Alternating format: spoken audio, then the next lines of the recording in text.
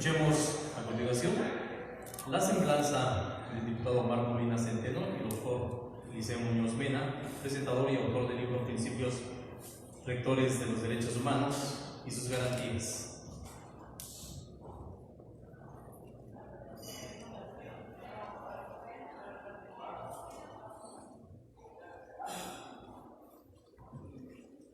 Muy buenos días a todas y a todos.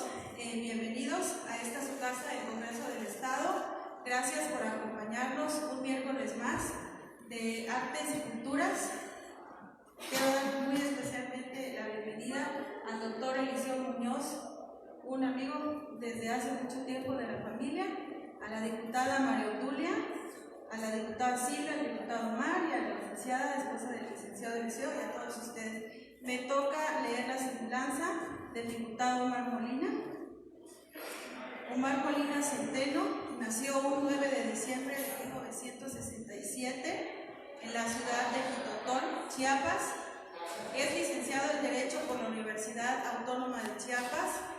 Tiene las maestrías en Derecho Procesal, Derecho Constitucional y Electoral por el Instituto de Investigaciones y Posgrados, dependiente del IEPC Chiapas. Fue agente del Ministerio Público en diversas ciudades de nuestro estado, subdirector general de averiguaciones previas, director general de averiguaciones previas, director de control de procesos de la Procuraduría General del Estado, hoy Fiscalía General del Estado, director general de los cerezos en Chiapas, hoy Subsecretaría de Penas y Sanciones, subprocurador de Justicia en las regiones Costa, Soconusco y Sierra de Chiapas, subsecretario de Gobierno en la región de los Bosques en 2 ocasiones y actualmente se desempeña como diputado por el Distrito 8 con cabecera en Sinijovel de Allende, Chiapas, y nuestro compañero y amigo de la 67ª legislatura. Bienvenido, amigo diputado Omar Molina.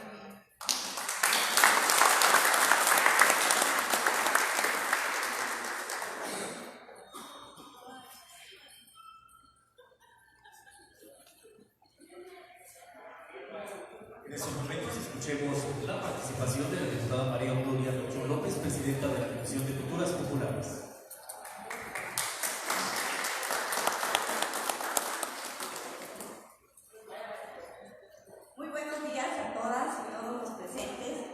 Saludo y agradezco la presencia de mis compañeros diputados, Valeria Santiago, la diputada Silvia Torreblanca, en representación de la presidenta del Congreso del Estado, Rosa Elizabeth Bonilla Hidalgo. Agradezco la presencia de mi compañero diputado Omar Molina Centeno, nuestro presentador de lujo del día de hoy. Muy bienvenido, diputado, y a todas las distintas personalidades y al público en general que hoy nos acompañan a este miércoles de Artes y Culturas Populares. Muchas gracias por dedicar esta mañana a estar con nosotros. El día de hoy tenemos el gusto de reunirnos con motivo de la presentación del libro Principios Rectores de los Derechos Humanos y sus Garantías, de Eliseo Muñoz Mena. A propósito de ello, ayer 10 de diciembre conmemoramos el día en que en 1948 la Asamblea General de las Naciones Unidas aprobó la Declaración Universal de los Derechos Humanos, suceso de relevancia histórica que permitió un cambio de paradigma internacional. Tal como lo señala el doctor Eliseo Muñoz Mena, los derechos humanos son el conjunto de prerrogativas, facultades y libertades inherentes a la naturaleza de las personas, cuya realización resulta indispensable para su desarrollo integral, constituido desde su origen, esencia y finalidad por la dignidad humana, como un valor supremo, mismos que son reconocidos como derechos prepositivos en las constituciones de los Estados-nación, así como los tratados y convenios internacionales. En ese sentido, todas las autoridades, en el ámbito de sus competencias, tienen la obligación de promover, respetar, proteger y garantizar los derechos humanos, sin distinción de sexo, género, origen nacional o étnico, color, religión, lengua o cualquier otra condición.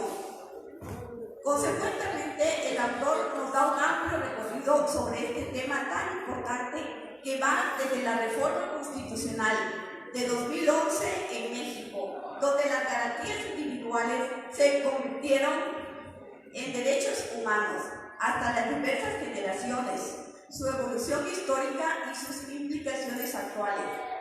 Déjenme también comentarles algo que me llena de mucho orgullo y satisfacción. En este 2019 se han realizado, contando esta presentación, 34 miércoles de artes y culturas populares. Gracias al esfuerzo y la participación de muchos artistas, poetas, escritores, cronistas, danzantes, actores de teatro, cantantes, músicos que ponen en alto el nombre de nuestro estado.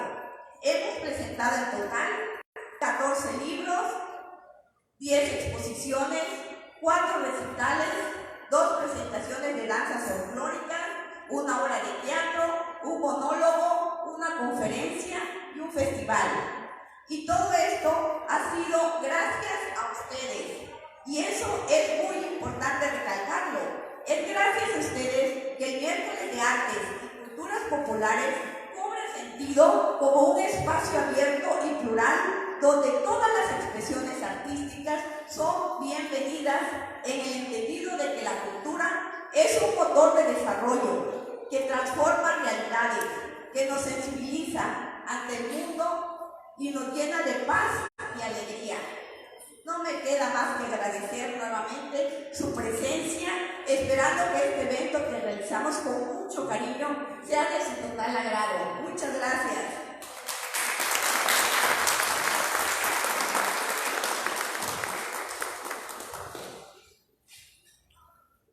A continuación tenemos la presentación del libro a cargo del diputado Omar Molina Centeno.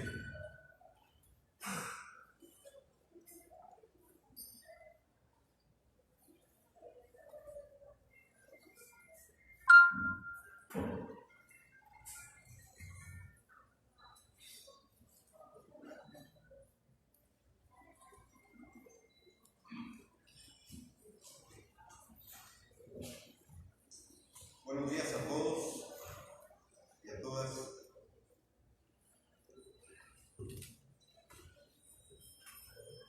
Especialmente quiero saludar a mis compañeras diputadas,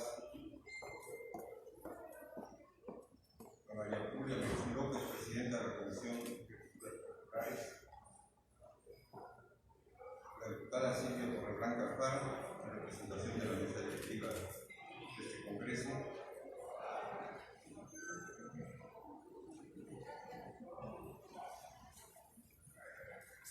a mi amiga la diputada Valeria Santiago Barrientos, vocal de la Comisión de Culturas Populares. Por supuesto que al invitado especial, al autor de este libro que hoy nos motiva, al doctor Eliseo Muñoz Mena, chiapaneco, académico, investigador y además egresado de nuestra querida centenaria Escuela de Derecho de la UNACH, a su señora esposa, a los académicos y conocedores del derecho, al público en general. Es para mí un honor presentar esta obra del autor, Principios Rectores de los Derechos Humanos y sus Garantías.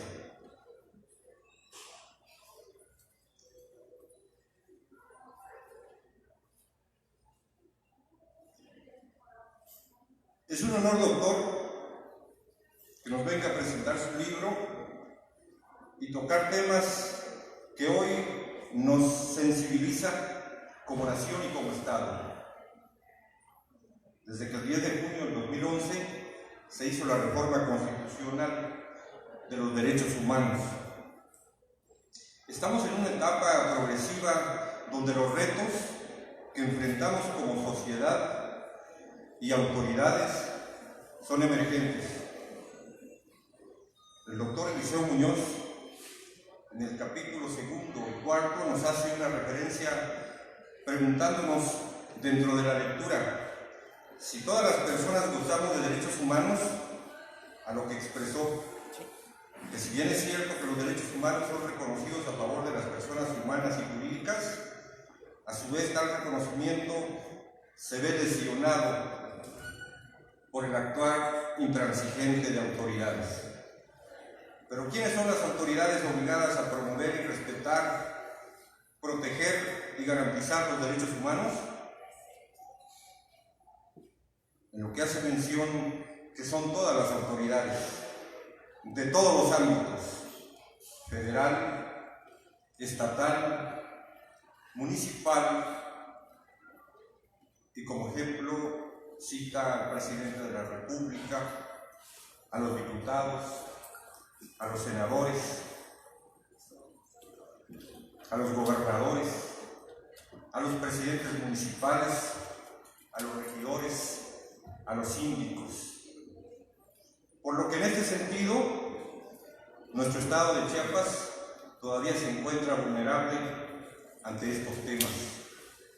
Existen varios ayuntamientos que se encuentran en un estado de emergencia ante tanta injusticia por parte de autoridades, como son algunos presidentes municipales que no se ponen a trabajar en materia de derechos humanos, que no se han comprometido con promover, respetar y proteger los derechos humanos de sus conciudadanos. Es importante precisar que los derechos humanos es una tarea de todos, para que podamos conciliar y hacer respetar de conformidad con los principios de universalidad, interdependencia, indivisibilidad y progresividad. De esta manera, el doctor Muñoz Mena manifiesta: en los últimos tiempos del mundo contemporáneo, el reclamo de los derechos humanos se ha convertido en un tema toral. Su constante violación y laceración en manos del Estado apremian día a día su cumplimiento. Las personas aclaman su reconocimiento y materialización, y los esfuerzos se suman por una parte, pero por otra parece interminable su quebrantamiento. No obstante, hay que insistir y persistir en tal sentido. Esta obra aporta un grano de arena para la construcción de una nueva cultura en materia de derechos humanos y sus garantías. Además, a través de esta investigación se brinda al lector una explicación amplia y detallada, con perspectiva teórica y práctica de las principales instituciones jurídicas y contenidos surgidos y que han ido desarrollando del artículo 1 de la Constitución Política de los Estados Unidos Mexicanos, posterior a la Reforma Constitucional de Derechos Humanos, publicada en el Diario de la Federación el 10 de junio del 2011, abordándose además sus principales efectos y alcances de carácter doctrinario y jurisprudencial. En esta obra se estudian aspectos relacionados con el cambio en la denominación del capítulo primero del título primero de nuestra Carta Magna. Con anterioridad a la reforma se titulaba de las garantías individuales y que en la actualidad se denomina de los derechos humanos y sus garantías. Respecto a la reforma constitucional mencionada, se considera que su corazón y motor descansa en el artículo que motiva esta investigación, sin que ello implique, por supuesto, restarle importancia a los demás preceptos constitucionales que también fueron reformados e indudablemente refuerzan y consolidan la reforma constitucional en este estudio. Invitamos entonces a disfrutar la obra para su mejor comprensión, que se desarrolla mediante una explicación de cada uno de los párrafos enunciados que conforman el artículo primero constitucional, mediante un desglose de instituciones en él emprendidas y con el apoyo de referencias de índole doctrinal, legal y jurisprudencial para la explicación de estas novedosas instituciones, sin pasar por alto la jurisprudencia de la Corte Interamericana, así como los tratados internacionales aplicables. Los derechos humanos son relevantes para todos nosotros, todos los días. La humanidad está enraizada en estos valores universales: la igualdad, la justicia, la libertad, previenen la violencia y mantienen la paz. Todos corremos un gran riesgo el día en que olvidemos la existencia de estos valores humanos. La Declaración Universal de los Derechos Humanos nos empodera a todos. Necesitamos defender nuestros derechos y los de los demás. Decíamos que los ayuntamientos, entre otras autoridades, tienen la obligación de preservar los derechos humanos. Ayer celebramos el Día Universal de los Derechos Humanos. Y este poder legislativo, que es quien elabora leyes, los legisladores no solo estamos para levantar la mano, sino también estamos para levantar la voz. Ayer denuncié una serie de violaciones a los derechos humanos de los pueblos indígenas en el municipio de Mochila, por el alcalde que, lejos de preservar los derechos humanos, los viola flagrantemente. Todos los ciudadanos tenemos como obligación, porque es un compromiso de todos, velar porque se respeten. Pero las instituciones, los gobiernos, somos los que estamos más comprometidos. Por eso es interesante esta obra,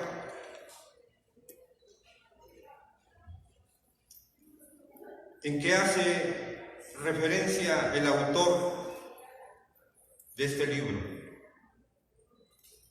el maestro Eliseo Muñoz Mena. Hablar de los derechos humanos en nuestro país y en nuestro querido Chiapas, donde tenemos todavía desafortunadamente áreas vulnerables. Pero no quiero ocupar más tiempo, sino que sea el propio autor que, sin más preámbulo, quiero que él nos pueda explicar la motivación de esta vasta obra, que seguramente va a ser una lectura obligatoria, no solo para los conocedores del derecho, sino también de la investigación y en la práctica cotidiana de quienes tenemos alguna responsabilidad en las instituciones gubernamentales. Muchas gracias, maestro, por esta aportación académica, la cual saludamos y reconocemos el esfuerzo que usted hizo en la investigación de esta magnífica obra. Muchas gracias.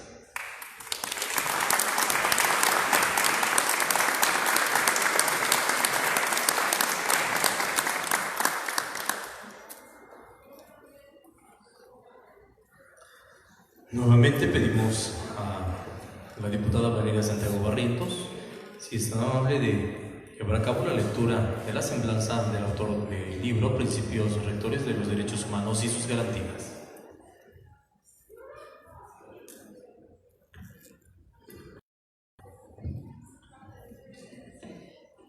El doctor Eliseo Muñoz Mena es oriundo de Salto de Agua, Chiapas. Estudió la licenciatura en Derecho y la maestría en Derecho Constitucional y Amparo en la Facultad de Derecho Campus 3 de la Universidad Autónoma de Chiapas. Es maestro en Derecho Procesal Penal por el Centro de Estudios de Posgrado.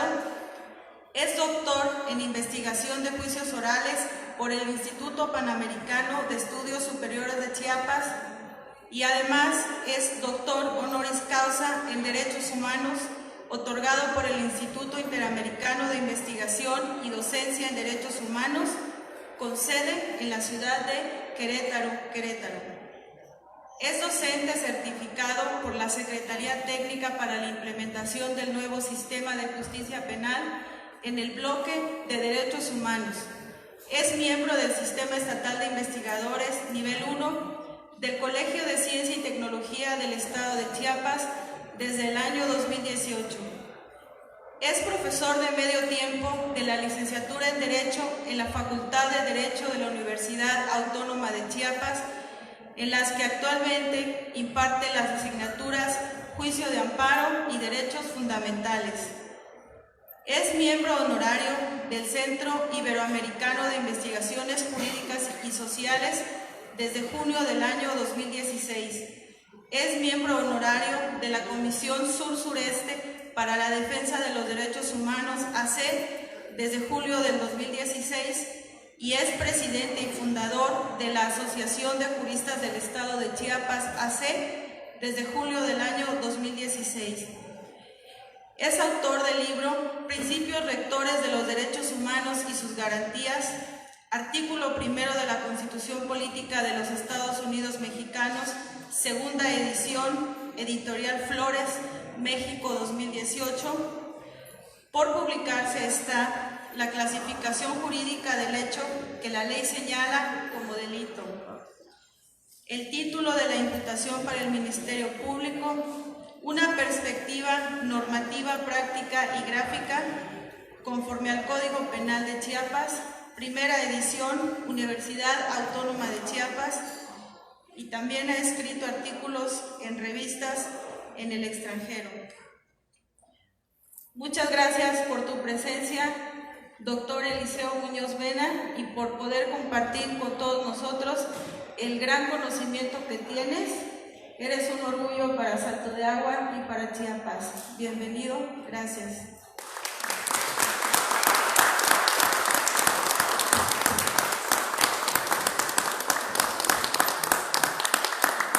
A continuación, escuchemos la participación del doctor Eliseo Muñoz Mena, autor del libro Principios Rectores de los Derechos Humanos y sus Garantías.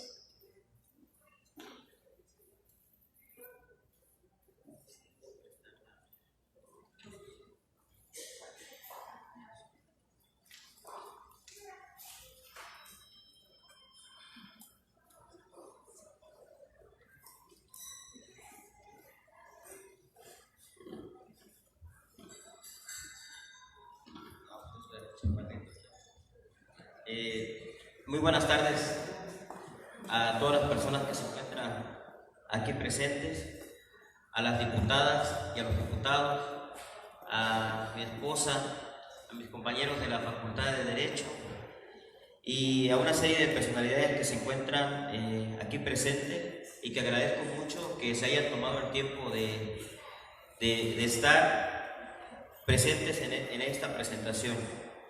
En verdad que estoy muy agradecido con todas y con todos los aquí presentes. También agradezco la oportunidad que se me brinda para estar presente en este recinto legislativo.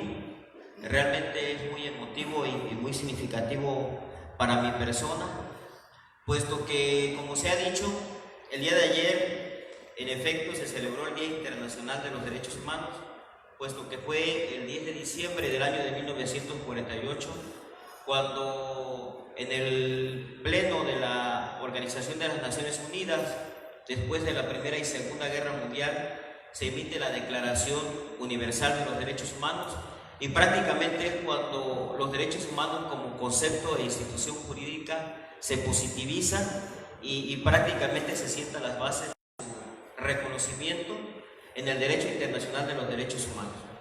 Entonces es muy significativo para mi persona, puesto que la fecha es muy cercana. Ayer 10 de diciembre del año 10 de diciembre, en conmemoración del Día Internacional de los Derechos Humanos. Voy a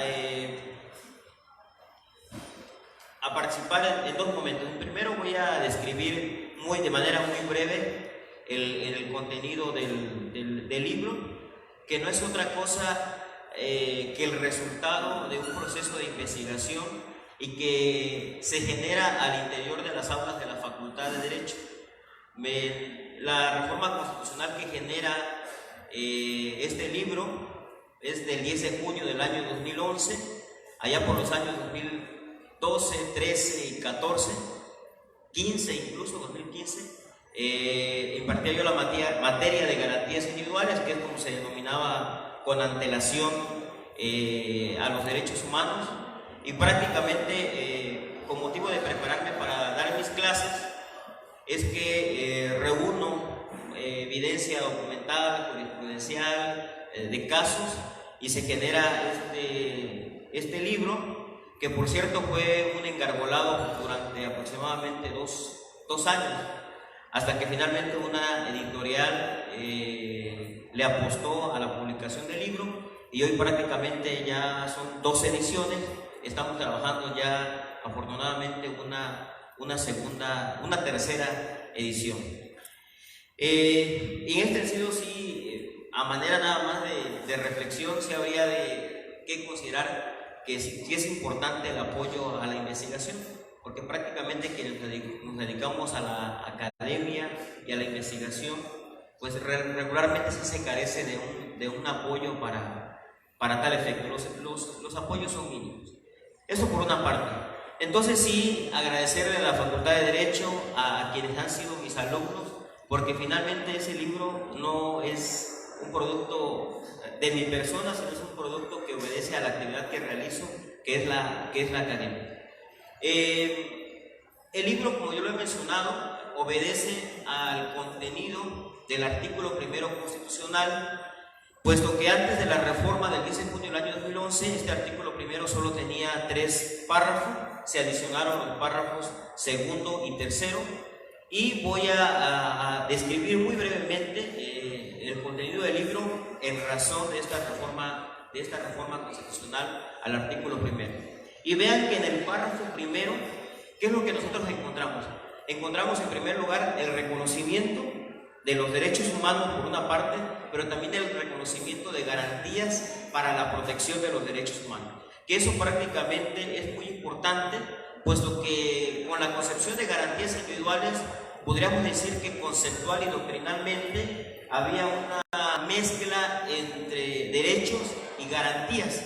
Esa mezcla se particulariza a partir de la reforma constitucional, y entonces se define con mucha particularidad y exactitud a los derechos humanos por una parte, pero por otra a las garantías para la protección de los derechos humanos, cuyas garantías tienen la obligación ineludible de cumplir precisamente todas las autoridades del Estado.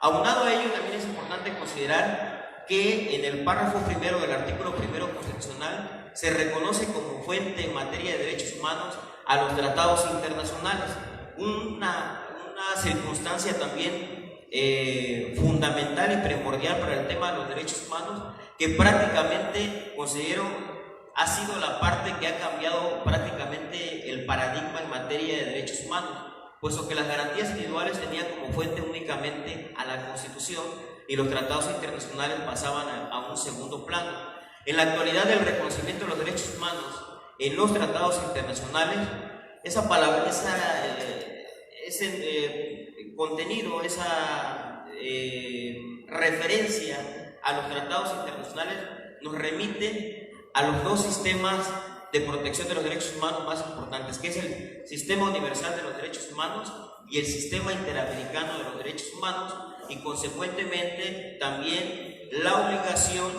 de hacer respetar las decisiones que emanan de la Comisión Interamericana de los Derechos Humanos y de la Corte Interamericana de los Derechos Humanos.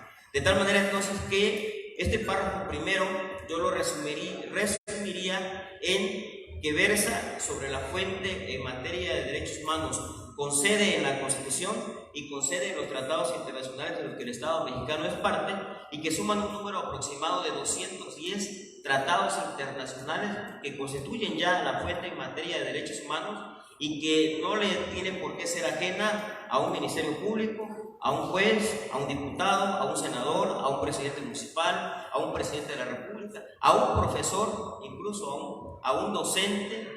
Tiene la obligación de sujetarse a esos tratados internacionales y también sujetarse a la jurisprudencia de la Corte Interamericana, sujetarse a opiniones consultivas, sujetarse a las sentencias que ha emitido la Corte Interamericana de Derechos Humanos en la materia. Entonces, el primer párrafo lo podemos resumir así, que se refiere a la fuente en materia de derechos humanos, con sede en la Constitución y con sede en tratados internacionales, que nos remite a esos dos sistemas, universal e interamericano en materia de derechos humanos. En lo que es el párrafo segundo, ¿qué es lo que nosotros vamos a encontrar ahí?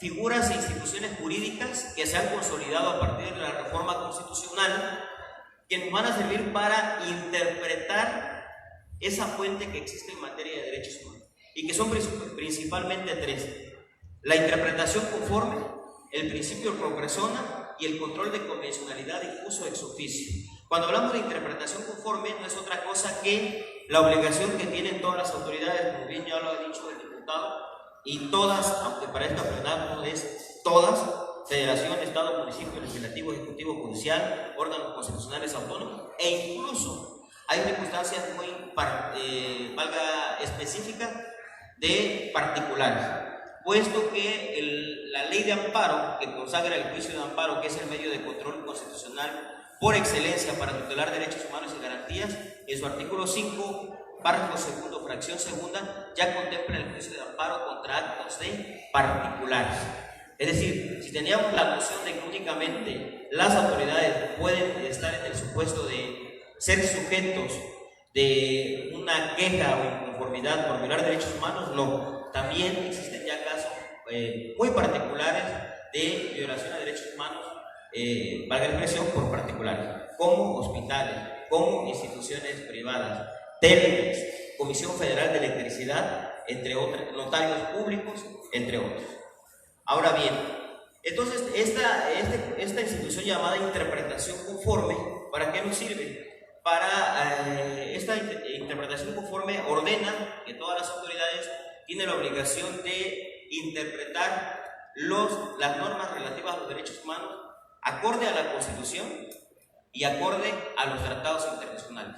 Eso quiere decir que entonces, que si bien es cierto, se reconoce en el párrafo primero la fuente como fuente a los derechos humanos que provengan de los tratados internacionales, en el párrafo segundo se ordena que esta fuente se lleve a la práctica. ¿Cómo se va a llevar a la práctica? A través de lo que se conoce como interpretación conforme. Es decir, por ejemplo, en un asunto de guardia y custodia habría que sujetarse a la legislación civil, habría que sujetarse al artículo 4, párrafo 9 y 10 de la Constitución Política Mexicana, que consagra el interés superior del menor, y habría que sujetarse también, por ejemplo, a la Declaración Universal de los Derechos del Niño, puesto que todo el tema que redunda en torno a los derechos del niño no solo está establecido en la legislación local, sino también en la Constitución y también en los tratados internacionales, por decirlo de manera general.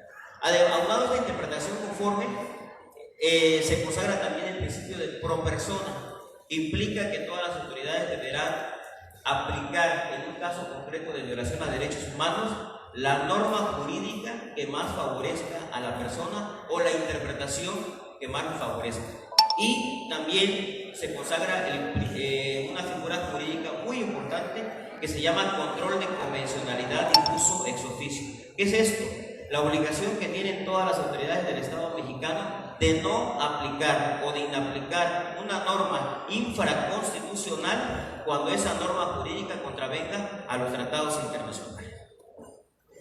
En el párrafo tercero, que encontramos muy brevemente, encontramos las obligaciones y los deberes que tiene el Estado mexicano en materia de derechos humanos, así como también los principios a que habrá de sujetar su actuación e incluso su omisión, e incluso también, cabe decir, la facultad legislativa, la función legislativa que realiza el Estado a través del Congreso de la Unión y a través de los congresos locales, también tiene que realizarse con una perspectiva convencional. Se tiene también la obligación de sujetar la expedición de normas jurídicas a los tratados internacionales.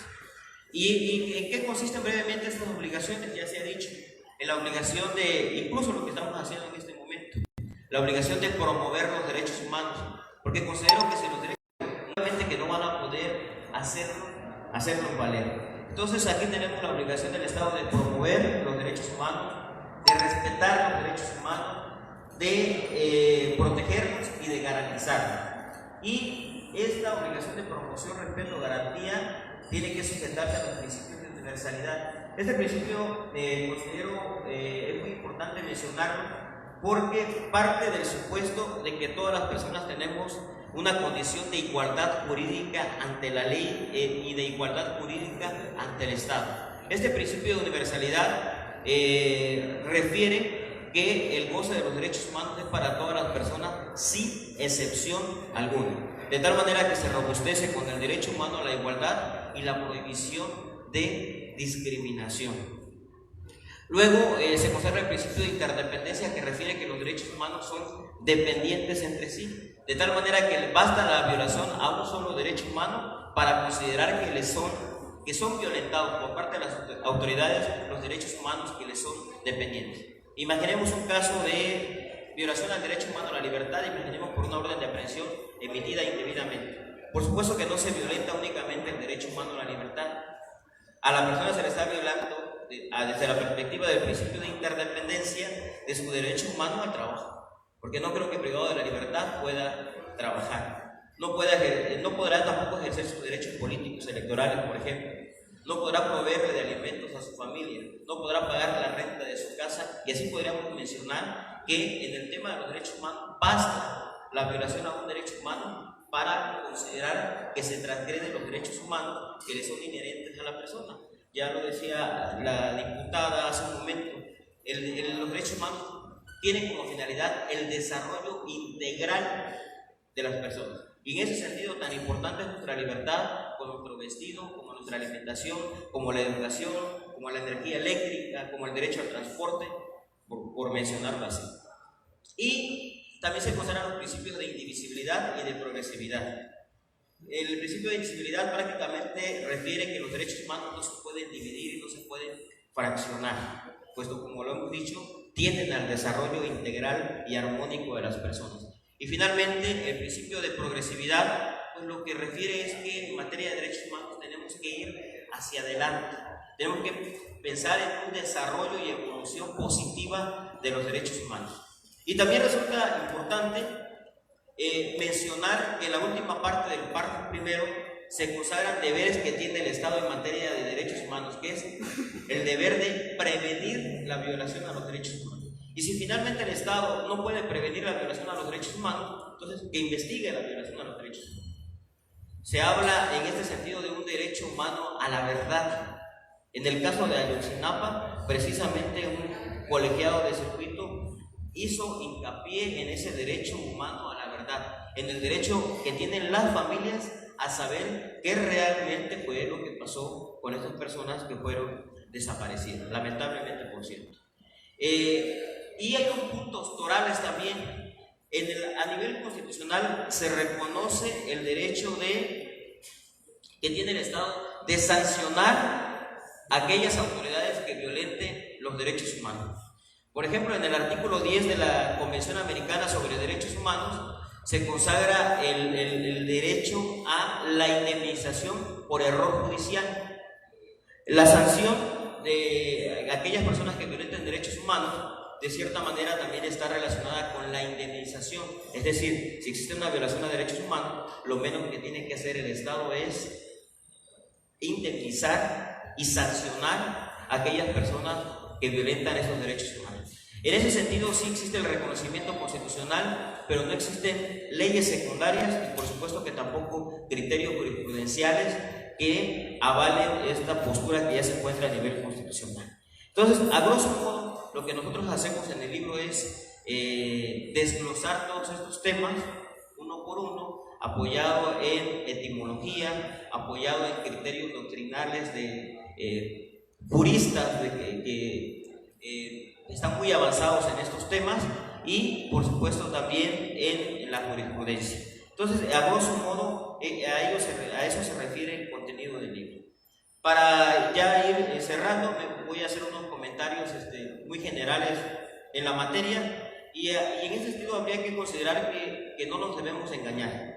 ¿En qué nos debemos engañar? En que en materia de derechos humanos, la verdad, sí estamos prácticamente por los suelos. Sí considero que es importante abandonar un poco el discurso y abandonar un poco la simulación, y me incluyo, por supuesto, me incluyo en esta petición, puesto que el tema de los derechos humanos, sí, en efecto, parece que es un tema de moda, ¿no? O sea, se habla tanto de los derechos humanos, no hay discurso en el que los derechos humanos no estén presentes. Pero dice un refrán muy popular, ¿no? Del dicho al hecho hay mucho trecho, o del plato a la boca se cae la sopa, ¿no? Entonces sí es importante que reflexionemos al respecto, que pasemos del discurso y de la simulación a la verdadera materialización de los derechos humanos, y a esa parte que la Constitución la refiere de manera muy puntual, el goce efectivo de los derechos humanos. Hay una pretensión de goce efectivo porque en efecto no existe. Y en ese sentido hay que apuntarle a erradicar la violación a los derechos humanos. Como referente, deseo mencionar que México ha sido condenado, ha sido objeto de 11 juicios ante la Corte Interamericana de los Derechos Humanos, de los cuales el primero de David Tud, el caso David Tud, fue desestimado por cuestiones de prescripción, pero de los 10 casos restantes, de esos 10 casos prácticamente 2 o 3 están involucrados hombres, y en los otros 7 casos se generaron por violación a derechos humanos de mujeres, relacionados principalmente con delitos de violencia sexual y de extrema tortura por parte del ejército. Ese es el común denominador. El común denominador del 80% de los asuntos de los que ha conocido la Corte Interamericana es violación a derechos humanos de mujeres por vejaciones sexuales, violencia sexual. 2, prácticamente la violación al acceso a la justicia, puesto que en su momento no fueron atendidos por ministerios públicos, no fueron debidamente tutelados esos procesos jurisdiccionales, y eso implicó que el caso terminara ante la Corte Interamericana. Creo que eso nos deja una reflexión, puesto que prácticamente habría que considerar que las mujeres, las niñas siguen siendo un grupo vulnerable y muy latente, sobre todo puesto que en la actualidad se siguen generando ese tipo de violaciones a derechos humanos de este grupo vulnerable. Quiero mencionar un caso muy sencillo. Hace aproximadamente 6 meses me invitaron a ser padrino de una generación en una comunidad muy cercana a San Cristóbal. La comunidad pertenece a Sinacantán. Se graduaron 13 personas, de las cuales 10 eran niñas y 3 eran niños. Y lo lamentable de esto es que ninguna de las 10 niñas va a continuar su educación, por ejemplo. Es decir, las 10 niñas que se graduaron no van a continuar estudiando la secundaria. ¿Qué implica esto? Que es importante que instituciones gubernamentales como la Secretaría de la Igualdad, la Secretaría de Igualdad de Género, pues sí, realmente sí es importante que se ponga a hacer la tarea. Y en ese sentido quiero mencionar que regularmente este tipo de eventos, y lo digo también con todo respeto y sin menospreciar la invitación, se realizan en recintos de esta naturaleza. Tuxtla, si hablamos de Chiapas, Tuxtla, San Cristóbal, Tapachula. Pero es importante que estos eventos y estas reflexiones y las capacitaciones y las conferencias y los cursos vayan a donde realmente se necesitan, que es en las comunidades. Estamos hablando de una comunidad que está a 10 minutos de San Cristóbal, a 40 minutos de la capital, y es casi increíble que de 10 niñas, las 10 niñas en su totalidad no van a continuar su educación secundaria, ¿no? Y eso nos deja, pues, obviamente un mal sabor de boca.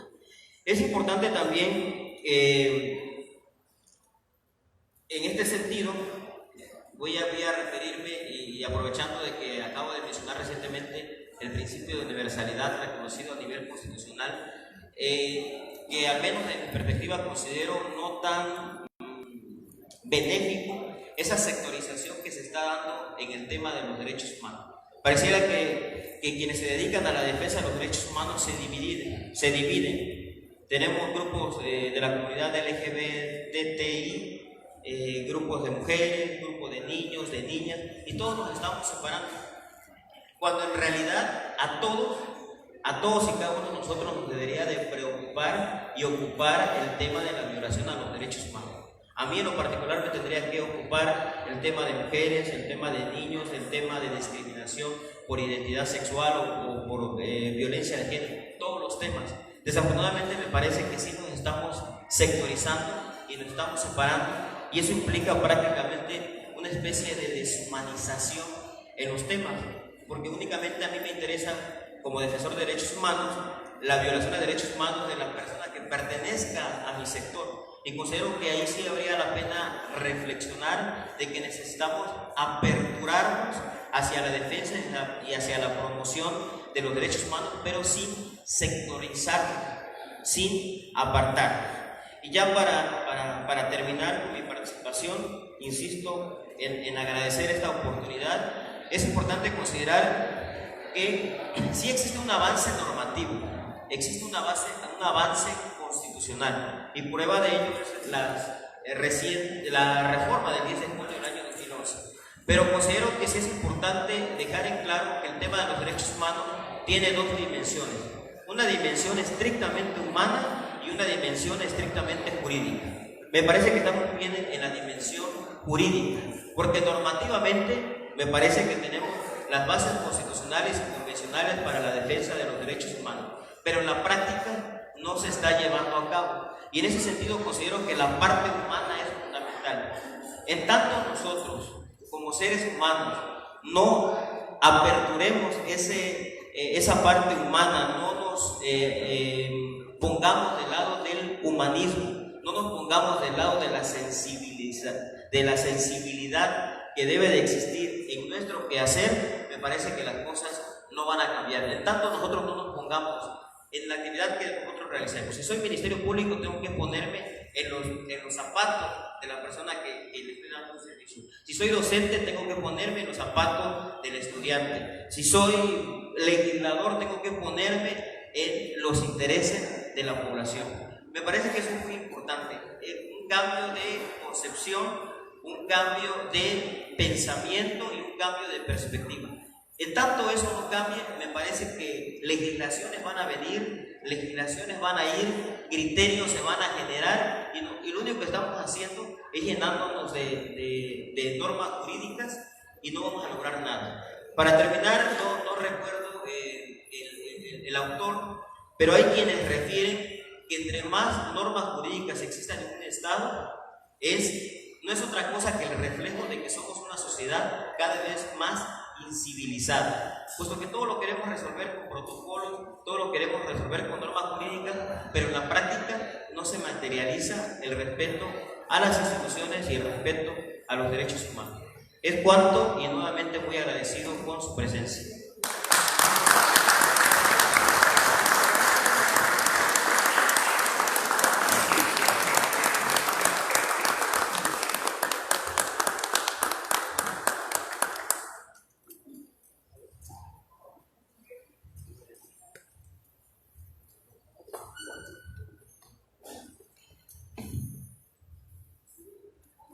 Vamos a pedir a la diputada Silvia Torreblanca Alfaro si está amable de llevar a cabo la entrega de reconocimiento al doctor Eliseo Muñoz Mena.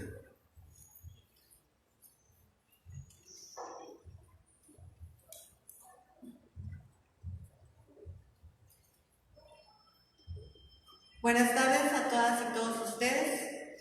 Me toca entregar el reconocimiento al doctor Eliseo Muñoz Mena. Este reconocimiento lo entrega el Honorable Congreso del Estado de Chiapas por su valiosa participación en el programa Miércoles de Artes y Culturas Populares en el Honorable Congreso del Estado de Chiapas, con la presentación del libro Principios Rectores de los Derechos Humanos y sus Garantías. Muchas felicidades, doctor Eliseo Muñoz Mena.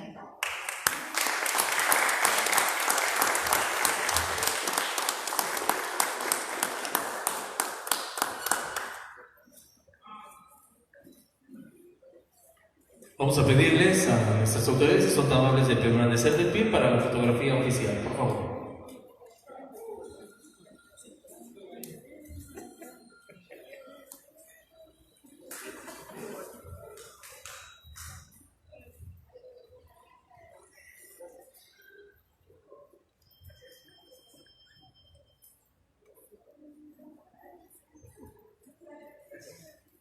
Bien, señores y señores, a nombre del Honorable Congreso del Estado, agradecemos la presencia de todos ustedes a este importante evento. Buenas tardes.